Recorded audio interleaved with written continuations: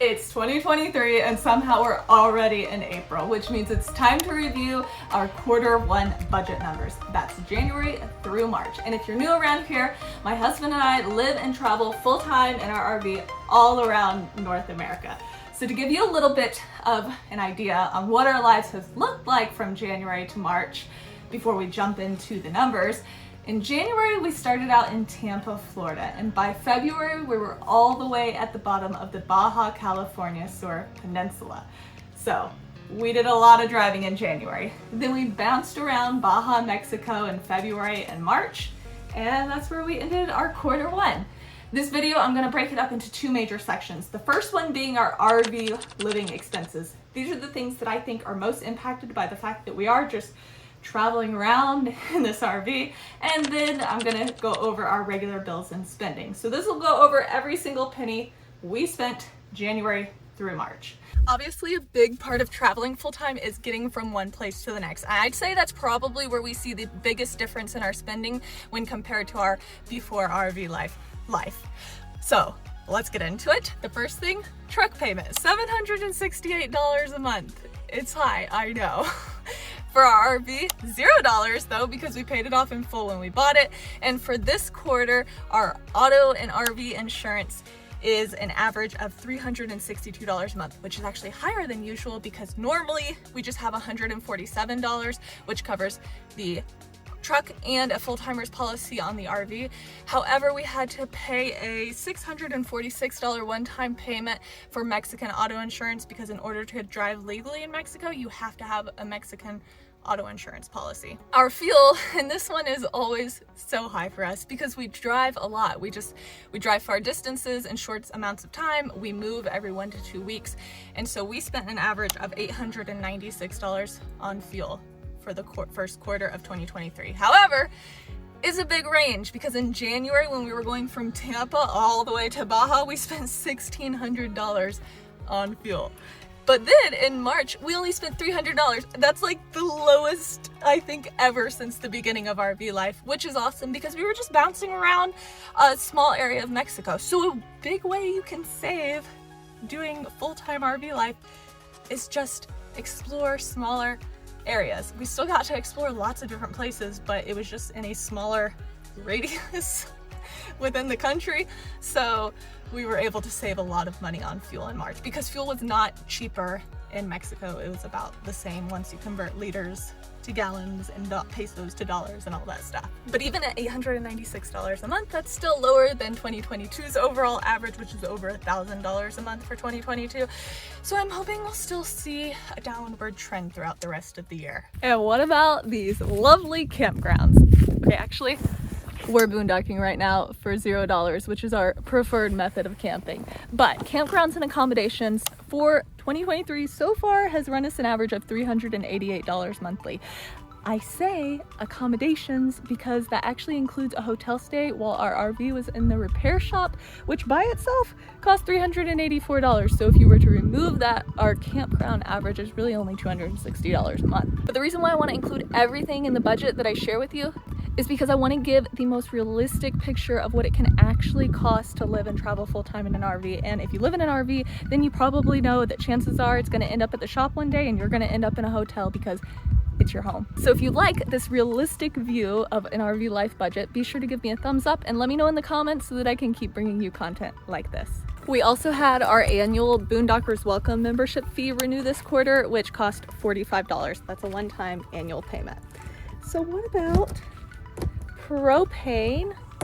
If I could open the propane thing. What about propane? So propane cost us an average of $72 a month, which is actually a little high, but it includes a few cold winter days in January where we spent $121 just that month. So I expect that average to trend down throughout the year. And what about internet? We spend an average of $190 a month, which includes a Starlink, currently bedazzled with clips that is holding it together because we broke it while we were in Mexico. I'll link that video in case you're interested. And then also a Verizon SIM card that's in our PepWave router. Laundry has cost us an average of $24 a month so far, so that's at laundromats or lavanderias. We don't have an onboard washer and dryer on our RV. For dump station and water fills, we have averaged $18 a month, which is higher than usual because down in Mexico, we could not find any free dump stations or free places to fill up our water because we were using the purified water from the agua purificadas, which you have to pay per liter each time you go. Usually we use Campanium and iOverlander to find free spots in the States, so that'll probably go down a bit over time. And then activities. Obviously, we did activities before RV life, but as you travel around the country, there's a lot of things you want to try. We usually stick to free stuff like hiking and rock climbing and going to national parks, but when we were in Mexico, we decided to splurge a little bit and we did some really fun stuff. We bought snorkel masks so that we could go snorkeling on some really cool coral reefs. We did a beginner scuba diving class and went scuba diving for the first time, which was awesome. And then even tried indoor skydiving, which ended up being way harder than it looked, but so much fun. Spending an average of $194 a month for Q1 of 2023, but that will go down. And if you've been following our journey for any length of time, you know that our RV is basically falling apart. So we spend a lot on repairs and maintenance. In fact, this year so far, we've averaged $599 a month on repairs and maintenance, which I know what you're thinking. We could have a brand new RV for that much per month. And yeah, we could. Don't think we're not considering it. But just an idea of what this does actually include is a few $100s of repair stuff in January whenever our back wall was falling off and our water heater was leaking and our underbelly came off while we were going down the road. Fun times. And if you missed that series, I'll link it in the description below because it's quite the journey. Plus about $1,300 to a repair shop in Tucson, Arizona, about $1,000 of which for parts that we're gonna be having installed to replace our entire slide system for that slide back there soon.